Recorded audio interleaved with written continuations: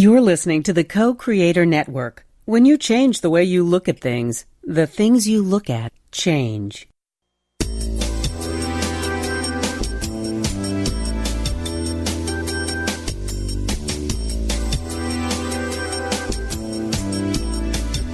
Good afternoon. Welcome to Why Shamanism Now, a practical path to authenticity, with your host, Christina Pratt, Director of the Last Mask Center for Shamanic Healing. She's talking about how shamanic skills can bring us to physical, emotional, mental, and spiritual well-being, especially when nothing else can.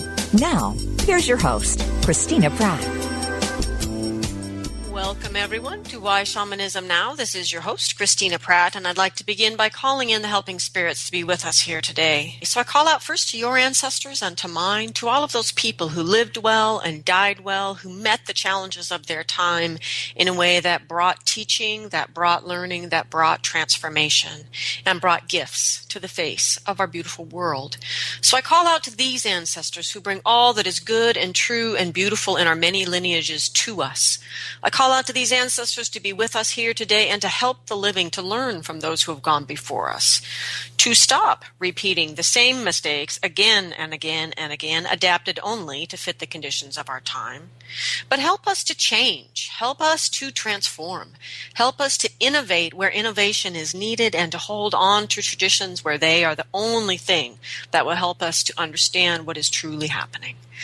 So I ask these ancestors to come and be with us here today, help us to have perspective, help us to have discernment, and help us to truly be the answers to the prayers that brought us here in the first place. So with these ancestors gathering around, I reach through the human line to the energies that were here before humans, and I call out to the great spirits of nature in all their many forms around our globe, and all the way to the spirit of the earth herself. I call out to these energies, for they are the evermore ancient ancestors, and I call out to them to help us to tune deeply into our own true nature, to understand our place in the great cycle of life, and to reach out and to find our place between those who have been here and those who are coming, and to live this time well in a way that is good for all life. So with these ancestors and their many forms gathering round us, let us draw our awareness to ourself and call our energies into our mind, from our mind down into our heart,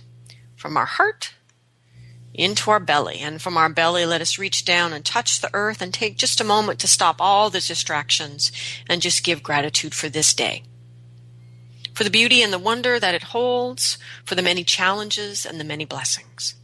We give thanks for this day, for this place that we journey in this experience that is our life. We give thanks for the diversity, and we give thanks for the wonder of this spark of life that we carry, for this great miracle. And may we live this day as if we understand that our life is not to be taken for granted, that it is not an entitlement, but it is a sheer and true miracle. So let us live this day with an understanding of the truth of our life, which is that it is a miracle, and we are truly blessed to be here at this ever so interesting time on this beautiful planet.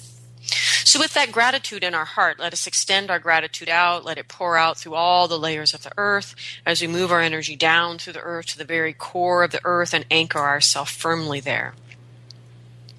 And whether you want to think of this energy as the fiery ball in the center of the earth, or simply this essence energy of the earth, this is the energy that restores and rejuvenates. It's a place of silence and stillness and darkness, that potential energy before it rises to the surface and becomes that abundant energy that manifests into all the many things here on the face of the planet.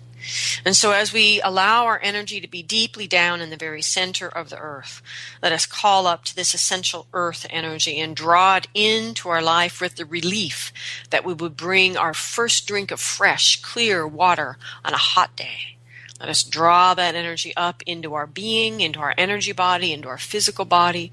We draw this energy up to bring restoration and rejuvenation and replenishment, to restore ourselves and renew ourselves, and in that energy to reconnect, to ground ourselves to the earth and come to understand where we stand and what we stand for. And from this place, from this foundation, let us open ourselves out and use this earth energy to create a sense of home, and a sense of hearth. And may that sense of home not be tied in an excessive way to a particular location, but be a quality that we bring with us and that we spread wherever we go so that people feel at home with us and that we can feel at home in our own skin and our own bodies. So we cultivate this sense of home and we open that home to the other, that we might be provoked and inspired to truly grow and become the men and women that we were meant to be in this life.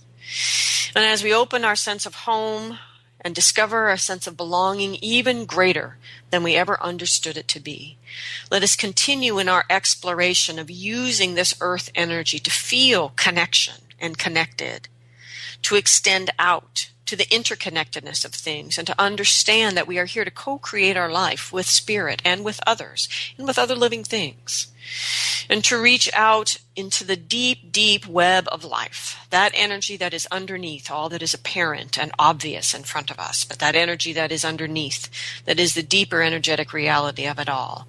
And let us connect into that oneness and use that moment to come into right relationship with ourselves, right relationship with others, right relationship with the environment, and right relationship with the spirit world.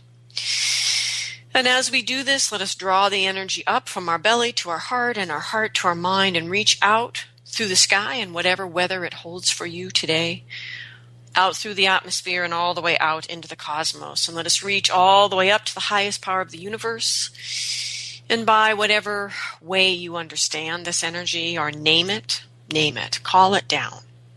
See yourself reflected in it and it in you, and bring this divine energy down into yourself, into your day, and into these proceedings.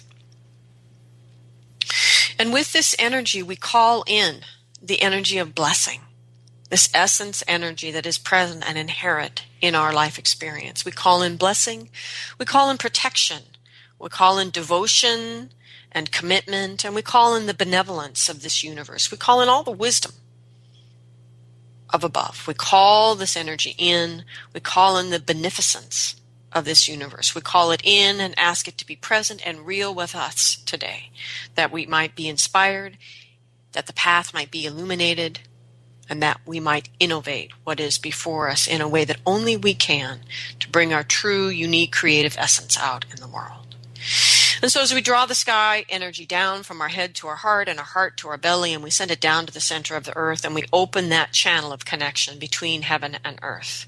And we let these two legendary lovers be real within us, and their big love become real within us in our imagination. We let that energy ignite the heart and open up the spirit of our own heart, open up the crucible of transformation that is inherent in the human heart. And with that crucible, let us call up the fiery passions of the belly and call down the crystal clarity of the mind, and bring these two energies together in that passionate dance of two things so uniquely different. And we let them dance together until in that dynamic tension they give birth to a third and ever so special and sacred thing, which is some sort of sense or memory or knowing of why you are here. And may you reach even deeper into the humanity of your heart and find the courage to do something in this day, large or small, to bring those gifts into manifestation in the world. So as we focus ourselves appropriately on why we are here, we give gratitude to the spirits that are gathered around us. We ask that what needs to be said, and what needs to be heard, and that these proceedings go forward in a way that is good for all living things. So I also want to extend my personal gratitude out to you, to Stephen and Patricia and Gretchen and Evelyn, to Susan, Teresa, Kayleen, and all of the listeners who have donated financially to the show. If you're listening for the first time, understand that this show is listener supported. If this show moves you in any way, even if it moves you to irritation and frustration, which I know it does sometimes, I ask you to recognize the fact that you have been moved in your heart, and to do that fundamental act of shamanism, which is to allow what moves your heart to motivate you into action. And then do something, large or small, to help the show to grow. And if you can donate financially, know that any amount goes directly to keeping the show on the air. And we are very much appreciate that. If 1,000 of you simply donated $5 a month, we would do well. We would be in a good standing. And so please, if you're able, do donate financially. And if not, do something else. There are many, many ways that we exchange the rich resources of energy in our world. And finances, money is not the only way. So please, those of you that understand how to share the show, how to grow the listener base, how to draw the teachings of the show into your life, into your journey circles, into your own shamanic communities, into your own life with your way that you parent or the way that you love your spouse or your partner. Just do something, large or small, to help the show to grow. And we greatly appreciate that. For those of you that haven't discovered yet, the show has its own website, especially for those of you that download from iTunes. The website is whyshamanismnow.com. The archives are all there as well. There's a search function for those of you that want to search for the show, different shows. The series are represented there more clearly than they are on iTunes, but there's also a support button. So if you haven't supported and you want to, you can click the support button, donate any amount that you choose to, large or small. And if you do want to donate regularly, monthly, you can set that up through your own PayPal account and set up a monthly donation. So thank you all for your support in all the many ways that it comes. Today's show, for example, which is about grace in transition, particularly the transitions of the seasons.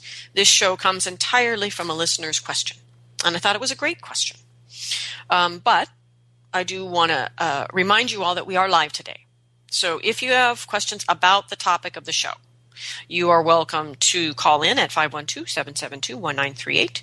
You can Skype in from the co-creatornetwork.com site or simply email me at christina@lastmaskcenter.org and send me an email during the show or even after the show and let me know what's going on. You can also email me there if you would like to donate but you don't want to do it over the internet. That's perfectly fine. So, as I said, today's show is about the seasons, and the seasons change. They have done so every year of our lives since the moment that we were born, and yet somehow we get caught off guard by these changes. And many people find themselves getting depressed or distraught or remorseful that fall has arrived and the summer has run its course. Or we get overly emotional.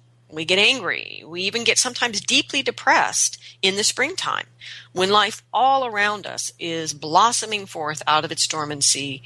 We dive into a deep depression. So the question from the listener was, how do we harmonize with the seasons? How do we move with grace with the seasons rather than feeling tossed around and out of sync with the earth? And so basically the question at the essence is, why in spite of my work and practice do I lack the grace I can imagine in these transitional seasons? And it's an excellent question. You know, what's really interesting about this radio show is, I pick these titles, and some titles get a whole bunch of traffic out there on the internet. I never really quite understand why. And this is one of those titles that interestingly isn't getting a lot of traffic. But the irony of that is every single person on the planet right now is in transition. Because the planet, depending on which hemisphere you're in, is either moving through spring or fall. We're all in transition right now. We're all in this place that makes us so incredibly uncomfortable, and we're all in it together. So the seasons move through the year in this way. So winter is full yin time, and there are lots of shows in the archive about going to the source, going to rest and restore yourself in the winter. There actually are many, many shows about that already. So winter is the full yin time. It's the time of going within. And spring, then, is the movement from yin to yang, because summer, of course, is the full yang time.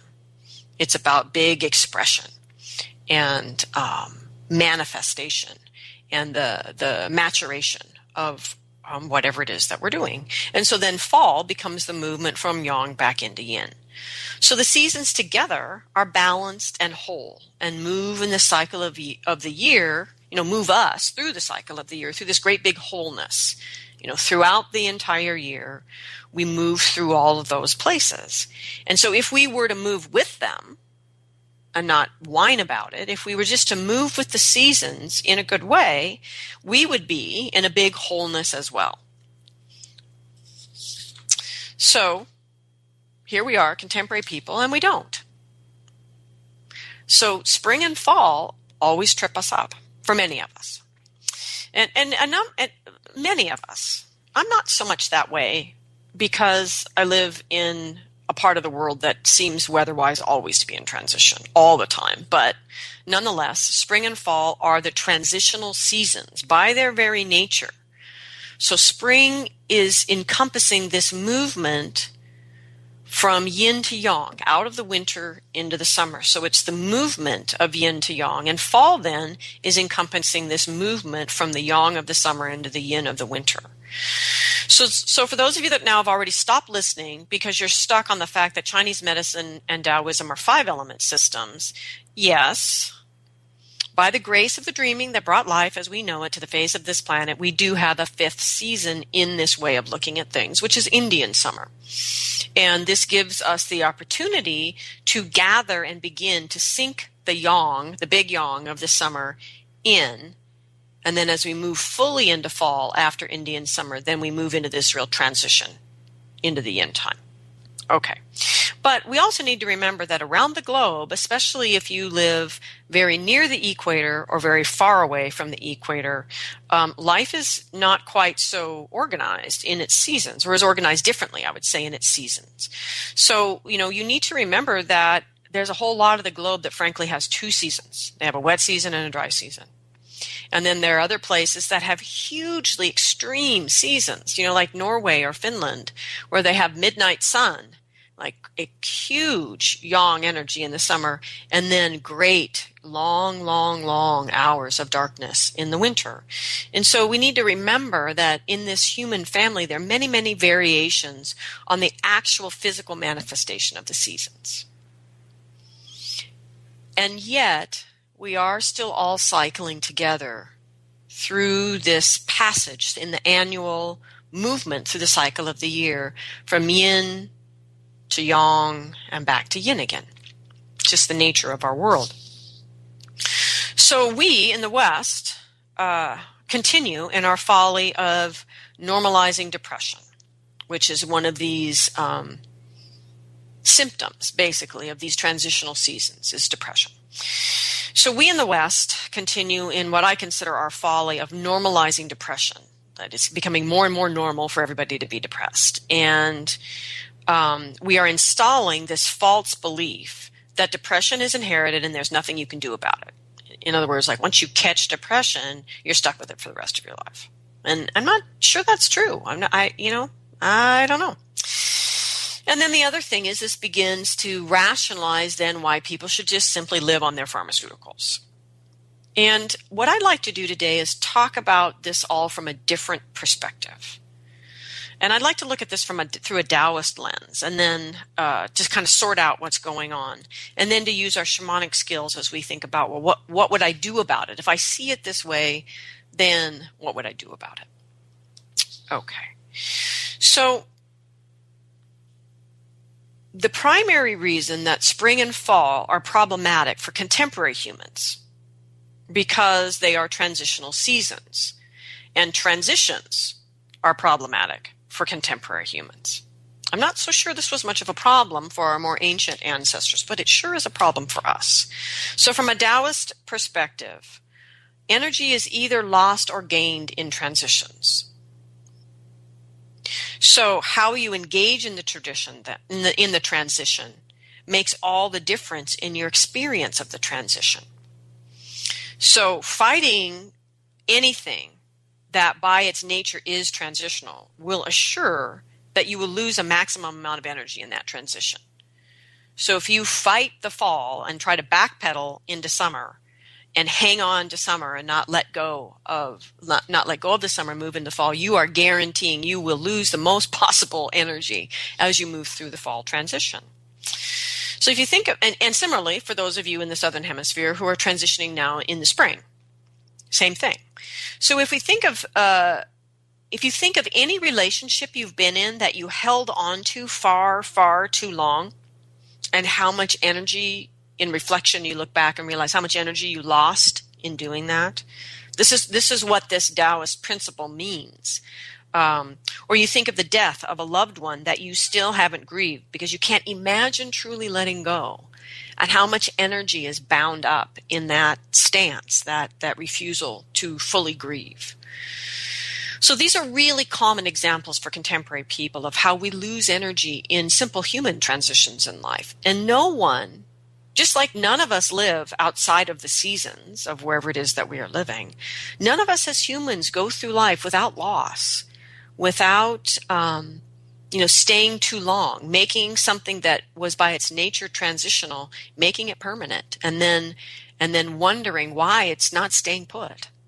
This is really common for us. We suck at transition.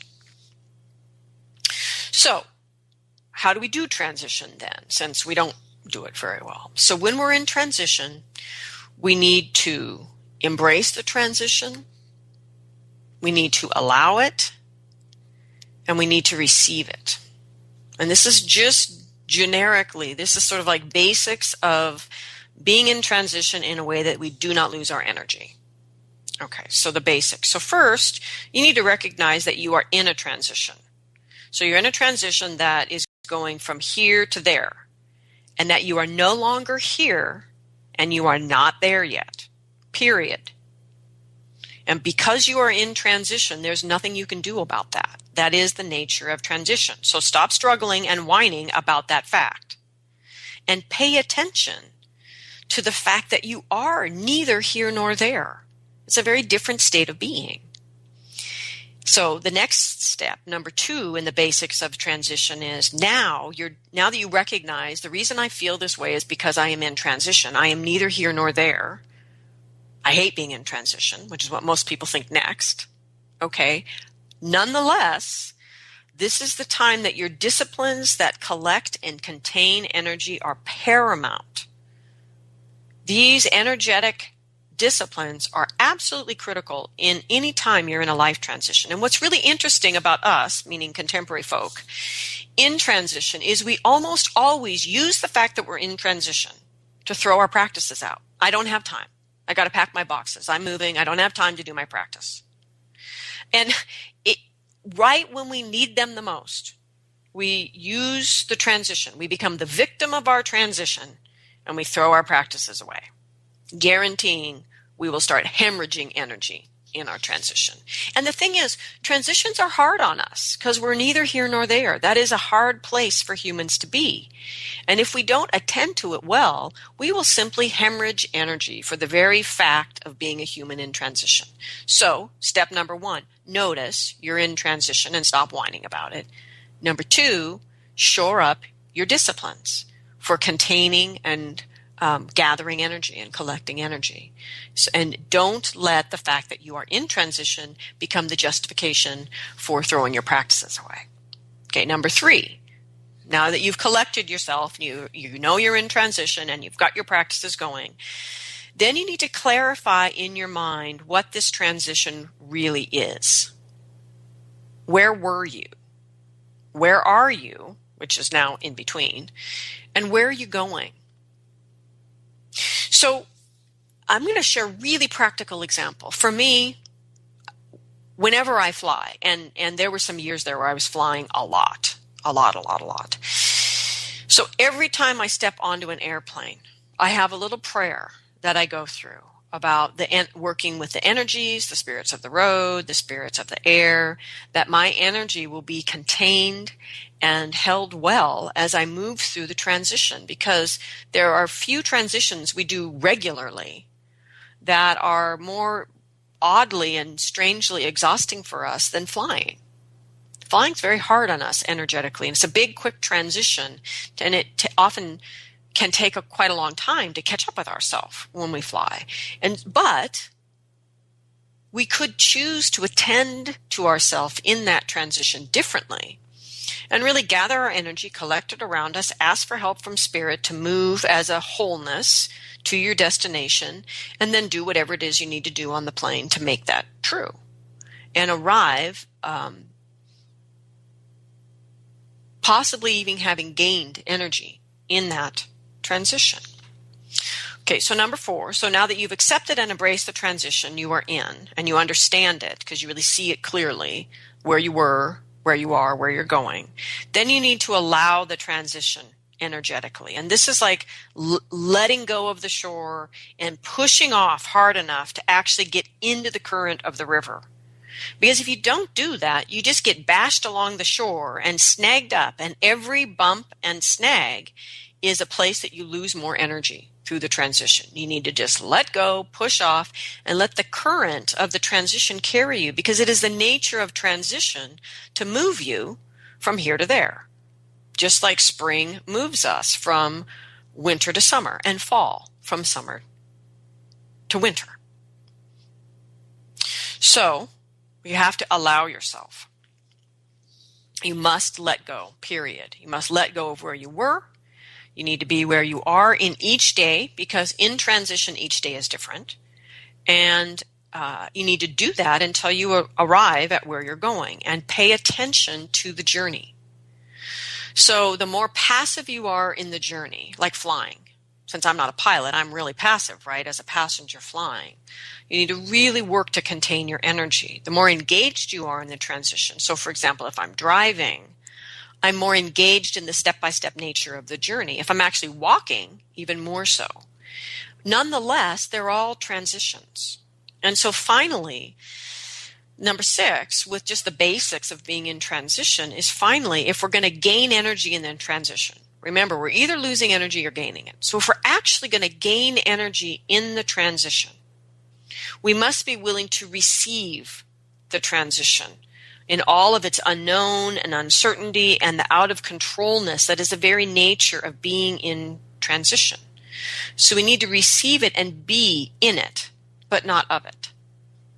So that willingness to be with these energies that are sort of naturally uncomfortable for people, but to be with them and begin to remember the potential that gets created whenever we're willing to be uncertain and be in the unknown and be in a situation that is out of control, and not get out of control ourselves, but to stay centered, to stay in the eye of the storm and let it run its course.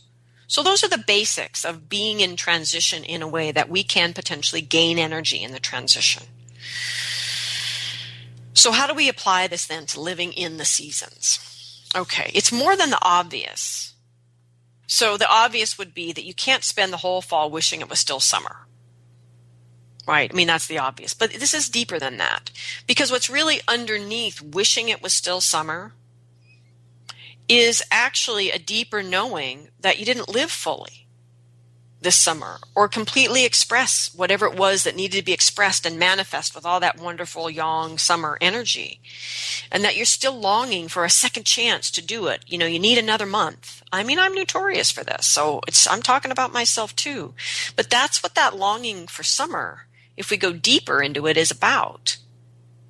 It's about the recognition that we didn't use that energy as we intended. We didn't use it fully. Perhaps we didn't use it at all. And that big rise in the cycle of the year of the yang energy went absolutely unharvested. And so this is really this deeper issue that lies under the transition from summer into winter, into fall time.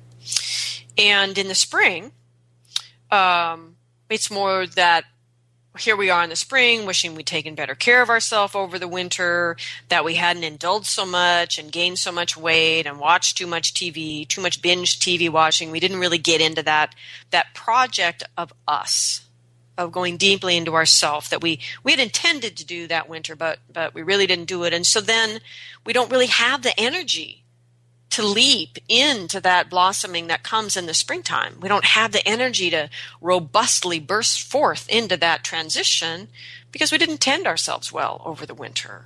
And so we're grumpy and depressed, right? So this whole idea of the seasons goes even deeper than just this not being very good in transition.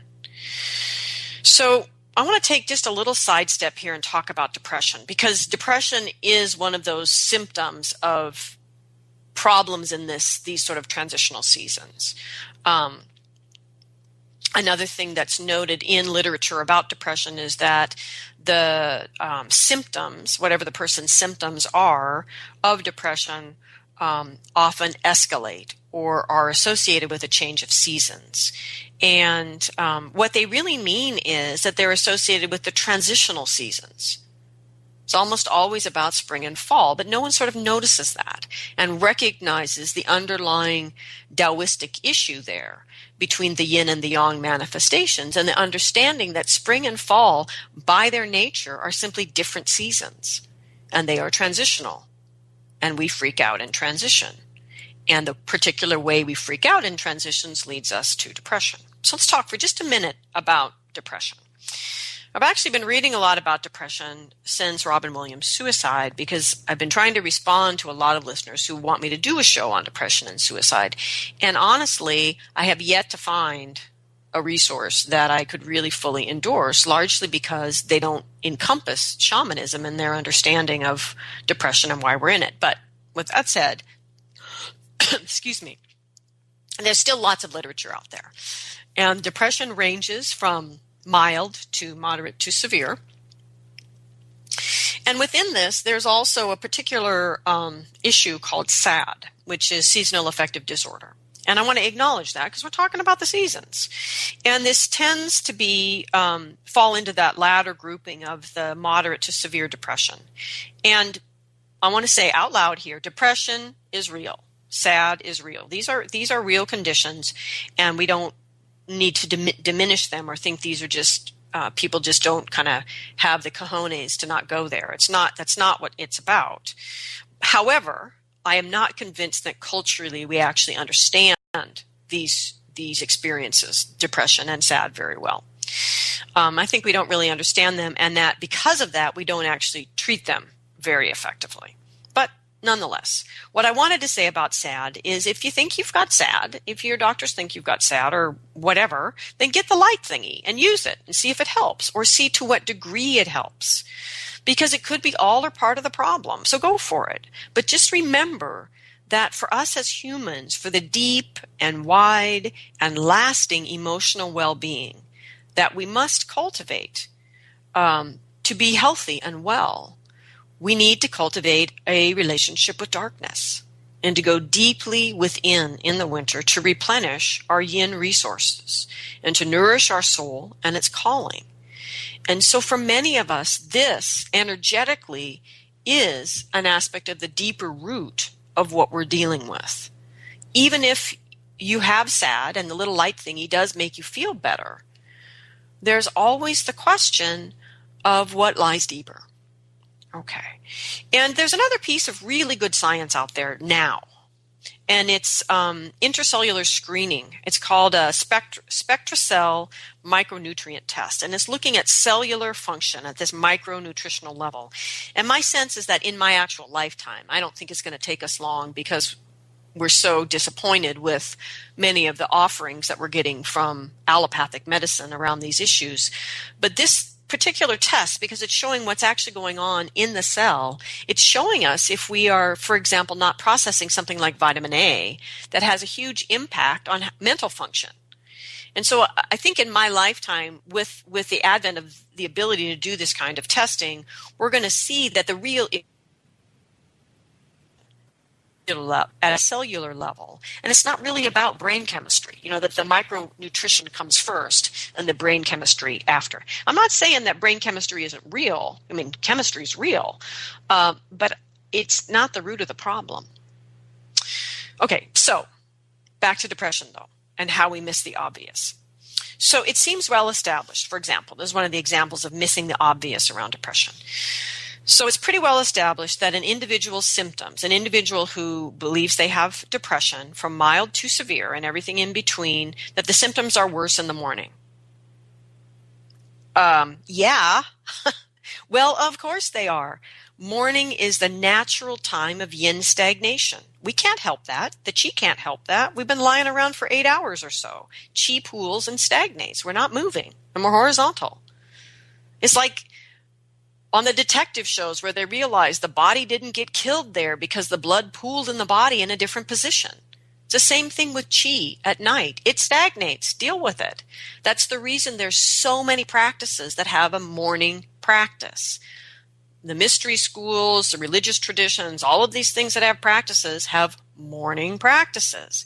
Because the chi is stagnated, we must sleep at night. It's deeply important in the overall nourishment of our energy, and the chi will stagnate when we do that. So we need to move it. And I get it. When you're depressed, you don't want to get up. You can't move. You can't get out of bed. So do your practice in bed. Because there is a piece in all of this where we always have to remember, no matter what we're talking about, what is it that only you can do for yourself? And what is it that others can do for you? And the bottom line around your chi stagnation from sleep is only you can move your chi. So get up and move it. The coffee isn't actually moving your chi. It's just hammering your adrenals. So move your chi in the morning.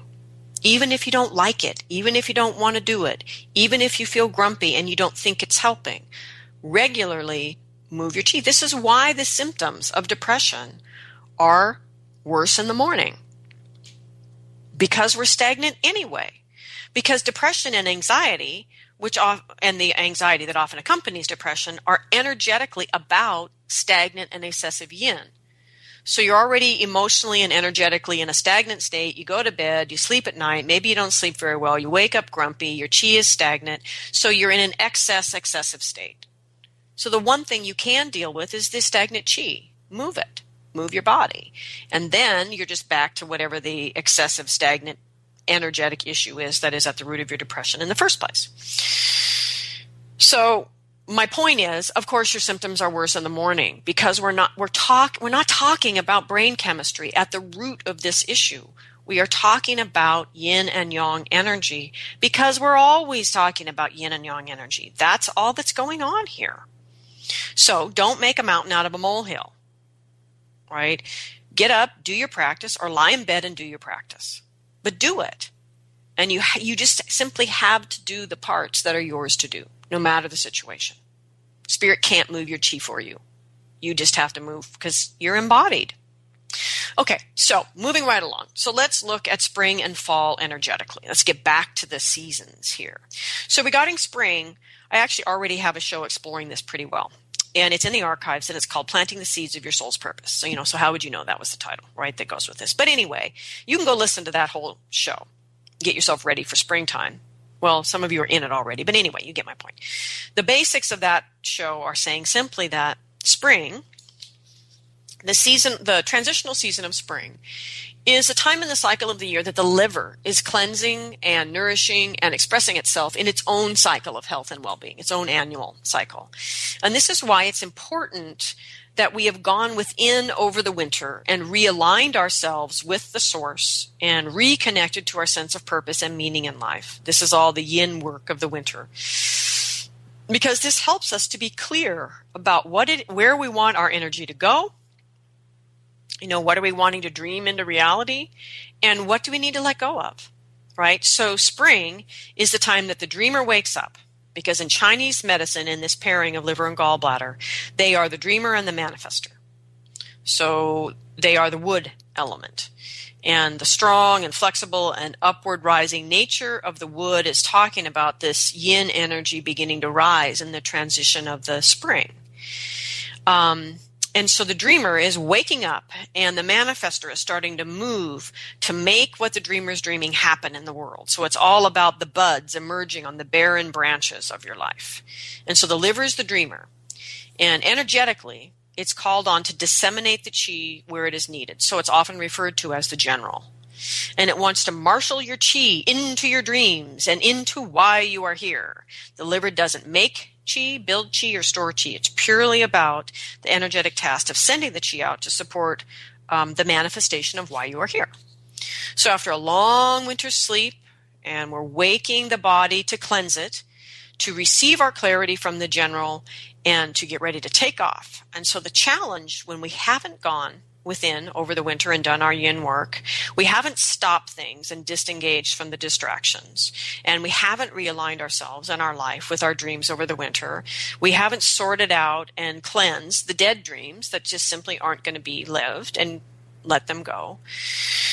So what happens then is it becomes a really problematic situation to wake up from this great dream with a vision that you can't wait to manifest, and there's all this crap in the way, all these things left undone, all these issues you've avoided instead of really dealing with them, all these emotions that have been denied that want your attention, and that nagging promise that you made to your heart that you've broken once again by not spending winter with it. And so that's the deal with spring, that the dreamer is awakened and we're inspired by the buds and the blossoms and the lengthening days of sunshine, and the general is stumbling over all of these dead dreams and unfinished business of a year or perhaps even a lifetime, and the general isn't happy. So of course it's depressing. We don't need to pathologize it. We created it. Of course it's depressing. Okay, so that's for all of you in the Southern Hemisphere. So for those of you in the Northern Hemisphere, what about fall? So fall is the time in the cycle of the year that the lungs are cleansing and nourishing and expressing themselves in their cycle of health. So when the lungs detox, they need to release unexpressed grief and sadness in their natural course of moving into health and well-being.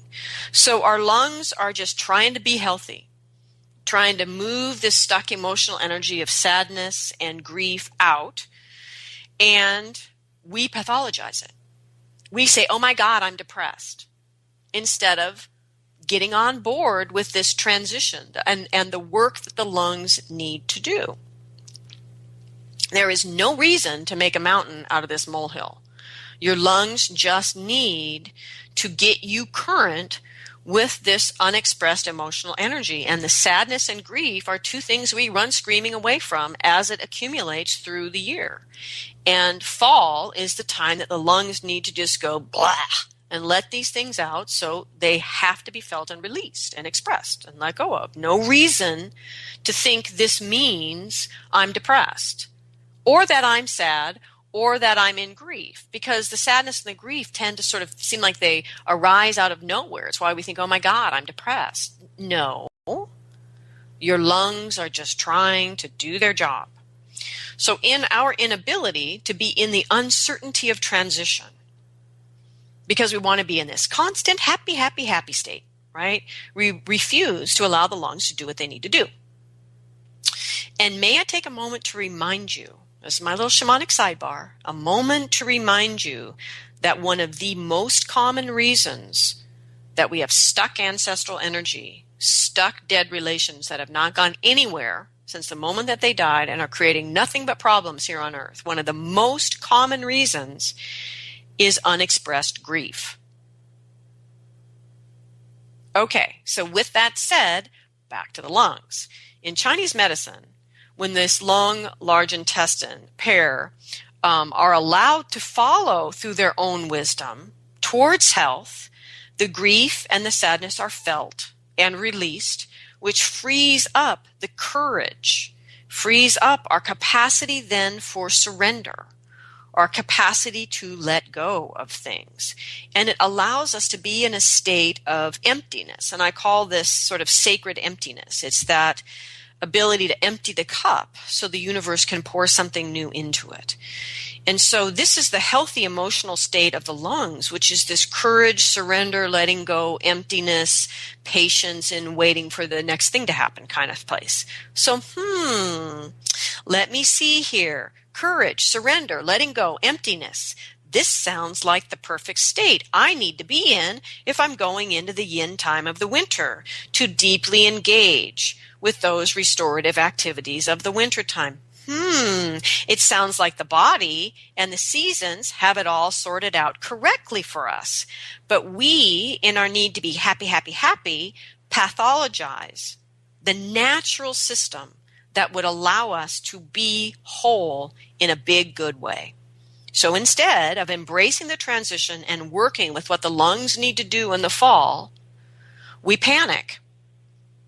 We bail on the transition, we hemorrhage energy, and many of us go back on our pharmaceuticals. Sadness is not going to kill you. After the moment in which the profound loss happens, grief isn't going to kill you either. Grief is an amazingly generous and compassionate emotion. It allows you time. Because if we did have to feel all of our grief all at once when the event happens that causes grief, we would die. Granted. But grief doesn't need you to do it all at once. These emotions are not going to kill you. And if you want a healthy heart, you have to have the courage to feel everything. Not in excess, but to feel the whole emotional landscape and to know when to let go. And frankly, it is issues that bring sadness and the events that bring grief into our life and being in those emotions and experiencing them that teaches us to let go, that teaches us to surrender, that teaches us to be emptied by life's experience and to simply be that way, to allow something else to happen. So the lungs are part of the metal element, right? So this is often a confusing element for me as well. But to put it into human context, when metal is in excess, we as humans behave in ways that are overly controlling, which is usually a compensation for a deeper internal feeling we don't want to feel, which is being completely out of control or disempowered. And so we respond to that by being overly controlling. So when the metal is deficient or underdeveloped, immature, we choose relationships and positions where we will be controlled by others as a way to avoid using our power, or we allow ourselves to be controlled in relationship and then resent the hell out of the person that we've cast in that role to be our controller. So that's kind of a human way to begin to tune in to the metal element. What we miss in our contemporary lives is that metal, what that element in us could be if if it was in balance in our life. So if we look at control as a purely energetic, from a purely energetic standpoint, not this human emotional perspective, if we look at the metal element and the lungs, that what they are influencing is the most physical or somatic manifestation of the human soul. So it's that place of interface, of direct interface between the physical body of matter and the soul itself. So control, in its most energetic sense, is about the way in which we allow the soul to take from here on earth and interface with the actual matter of the physical body. And so in a sense, control isn't about control over, but it's about that bringing the vibration into focus to create this interface between the body and the soul. And so the detox and the discharge of sadness and grief is essential in our ability to finally dial in the soul. And this also means that by cultivating the courage to allow and by embracing the feeling of emptiness and the ability to let go, to surrender, these things are essential in this art of being a soul manifest in your physical body. So the challenge in the fall is the willingness to go into the sadness and grief for the good of your soul. That they are the emotions that teach us to let go. They teach us to surrender. And they often render us empty in the expression of them. And that emptiness is there so that we can be filled with our true dreams or with our new dreams. So it's our soul and its passion for why it's here that's wanting us to empty ourselves so that it can fill us again with that reminder. This is why you're here. This is my passion. This is what I came for. Clear that cup so that I can fill you again and remind you why you're here. This is what the fall is offering us. This is the opportunity in the fall to move into this metal element and the need of the lungs to detox and to move in to the sadness and the grief, to feel them and let them go so we can go beyond that to this place where we are once again renewed in our capacity to know what to let go of and how to surrender and to have the courage necessary to face emptiness so that our soul might be able to remind us of the true passion for why we are here. So we must stop pathologizing our emotional states. Sadness and grief are there for the health of the human heart, and they are there for the health of the relationship between the body and the soul. To feel sadness that appears out of nowhere, or to feel this grief that arises suddenly at the sight of a dead bird, right? These are the weird kind of things that happen in the fall. It's a response to life. It's not pathology. Yes, it's depressing to feel that way. Go feel it anyway. Dive in deeper. Dive in past the level of depression. Don't hover at that surface, worrying and anxiety, having worry and anxiety about, oh my God, I'm depressed. But feel through it. In other words, feeling depressed does not mean you are clinically depressed. Depression as a feeling is a natural sort of pulling back from sadness, from grief, from pain. Do it anyway. Move through it. Recognize, wow, I'm feeling depressed. I am trying to push out of this transition that is asking to happen. Let me choose, as a wise person, as a mature spiritual adult, to step into it and to move into it. So depression, the feeling of depression, and these deeper emotions under the surface are there for a reason. It is a level of detox that needs to happen because of particular experiences you've had with life. And so that's the deal with fall. Fall signals a time to become empty and attend to your approach to the deeply nourishing yin activities of winter. Fall signals a time to let go of what you didn't do over the summer. Grieve it. Let it go. Grieve the losses and disappointments of the past cycle, the whole past year. Feel the sadness that naturally rises and falls in a life well lived. Living your life well doesn't mean you'll never grieve and you'll never feel sadness. Just feel them. Fall says surrender to your destiny and begin to prepare yourself differently for the next summer. And do this by feeling. Fall says learn from your life. Listen to your soul. Allow your heart to draw you into emotions that you haven't taken the time to feel yet because you were too involved in the summer and all that was going on. Feel them now. Empty the cup. That is the transitional opportunity in the fall. So what do we do with this shamanically? So, of course, the first issue with divination is that the question matters. And by that, what I mean is that how you see the problem shapes the questions you will ask. And so this is really the fundamental reason that I've continued to study Taoism with my shamanism. Because I find that the questions that arise when I look at something through a Taoistic perspective are far more effective as questions in shamanism. That the answers are by far more transformative than the questions that I would ask if I'm looking at the problem from a contemporary Western medical point of view. It just doesn't lead to very effective questions because that whole point of view is very far away from the real energies and the principles by which shamanism operates. Our helping spirits will come to us there, but that doesn't mean it's a shamanic place. So, for example, are you in transition? Well, of course you are. We all are right now. As I said at the beginning of the show, the whole planet's in transition right now because we live on a globe that's tilted. But what transition are you in? Are you in spring or fall? Are you in liver time or lung time? Are you feeling out of sorts or depressed? These transitional seasons offer two very, very different reasons why you're feeling that way. So what transition are you in?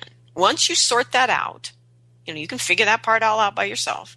Then journey to ask your helping spirits to show you how you are losing or gaining energy in this transition. And your answer may actually show you in some sort of experiential way you being in transition, or show you an image that has you leaking or gaining energy. And you may need to journey into each of those leaks to find out what is that leak literally, how does it literally translate into your life, right?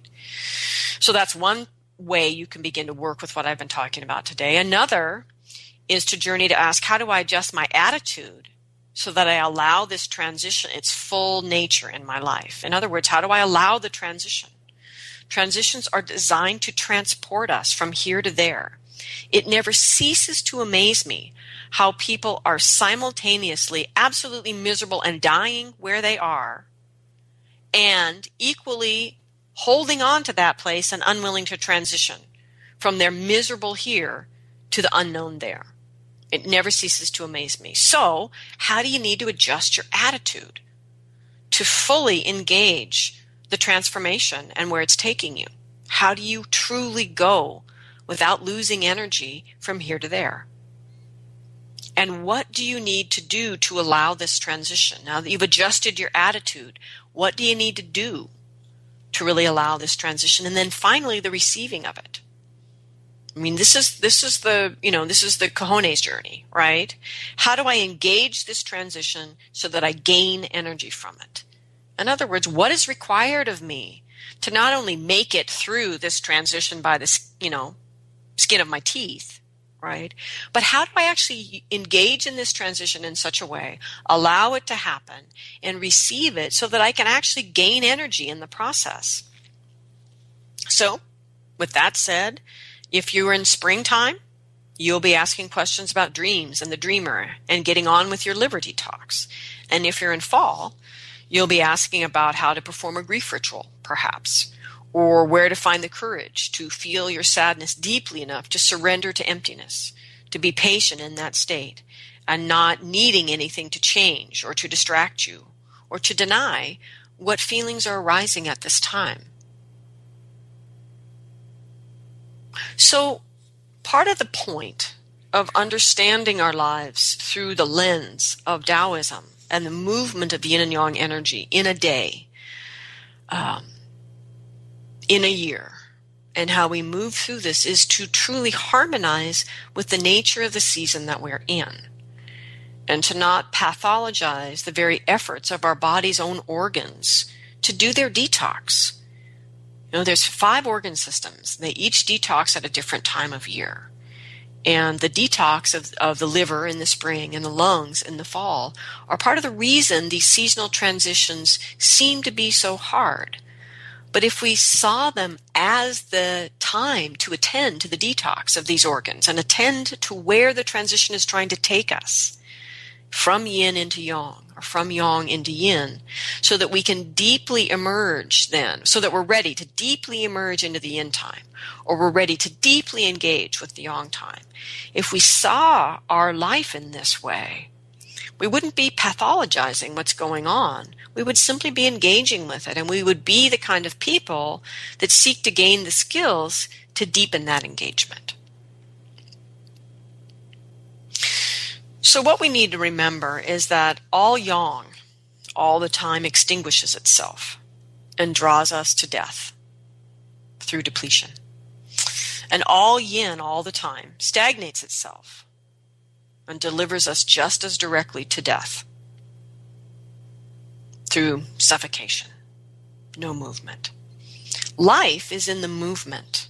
It's in the movement of the qi, from yin to yang to yin to yang to yin to yang, in the cycling, the constant cycling of the qi in the cell, in the body, in the day, in the year, in the life, the constant movement of qi.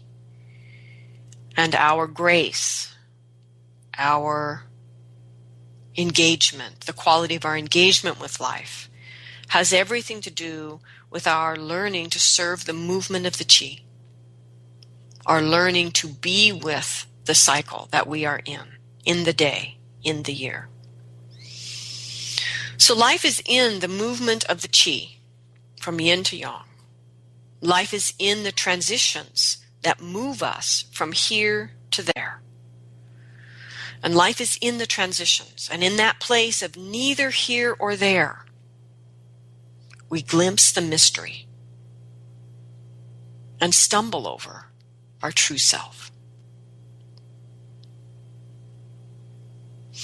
So I want to thank the ancestral helping spirits in their many forms for gathering around us here today and for helping us to learn again and again the things that we need to know to live well and to bring grace into the world. I give thanks to the earth below and the sky above and the heart that unites us all.